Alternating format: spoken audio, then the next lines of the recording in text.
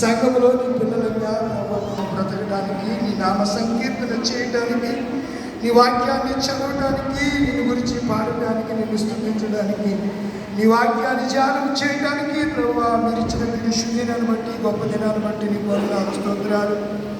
ఆయన నూతన మందిరం ఏర్పాటు చేసి నేను 3 సంవత్సరాలు ప్రభువా పూర్తి చేసుకుని 4వ సంవత్సరంలోనికి అడుగుపెట్టింది ప్రభువా. నేను సంఘాన్ని ఇంకను విశాలపరచండి, సంఘ సరిహద్దులు విశాలపరచండి.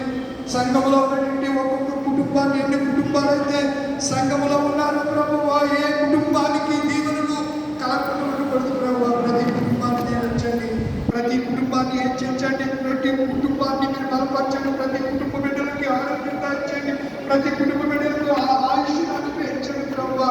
వారి కష్టాల నుంచి కానీ వారి యొక్క అభిమానులను మీరు దీవించవలసిన విజ్ఞాపన చేస్తున్నారు తండ్రి.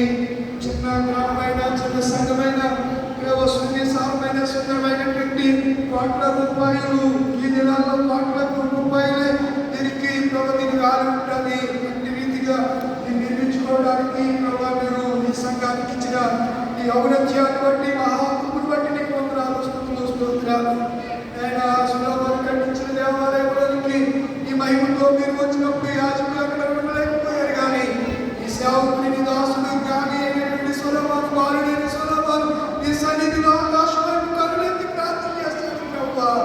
ఈ జనులు తమను తాము తగ్గించుకుని ఈ మందిరంలో వచ్చి ప్రార్థన చేసినప్పుడు పరలోకమందున్న నీవు వారి మరణాలకించి వారి దేశము, వారి ప్రాంతాన్ని స్వస్థపరచు, వారికి వర్షాన్ని దయచేయని చెప్పి ప్రార్థన చేశాడు ప్రభువా. ఆ ప్రార్థన నీవు తండ్రి ఇశ్రాయేలు ప్రజల్ని నాటి నుంచి నేటి వరకు మీరు ఆశీర్వదిస్తూ వస్తున్నారు. ఇది గొల్లపూడి సంఘానికి కూడా ప్రభు పితరులు చేసిన ప్రార్థన బట్టి ఈరోజు ఈ స్థితిలో ఉండి రాబోతున్న పరిస్థితుల్లోకి సంఘాన్ని తీసుకువెళ్ళమని, అక్కడికి ఆశీర్వదించమని ఈ సేవకుని గారి సన్నిధిలో ప్రార్థిస్తున్నాను. ఈరోజు సంఘంలో దేవుడిని కాకులన్నింటి బట్టి మీరు సేవకులమై వాడుకోండి. ఈ సన్నిధిలో రాబడి సేకరించి ఇటువంటి కుమారుని జ్ఞాపకం చేసుకోండి. తదుపరి రానటువంటి సంఘ పెద్దలు కూడా బాధ్యత కలిగి లేదా సంఘములో సంఘ బాధ్యత ఏమిటో సంఘ పెద్దగా వారికి ఉండవలసినటువంటి ఆ బాధ్యతలు భారం కలిగి చేయడానికి కానీ పరిశుద్ధాత్మ ప్రేరణ దయచేసి వారిని, వారి కుటుంబాన్ని మెంబర్ గారికి మంచి జ్ఞానం మనం జ్ఞాపకం చేసుకోండి.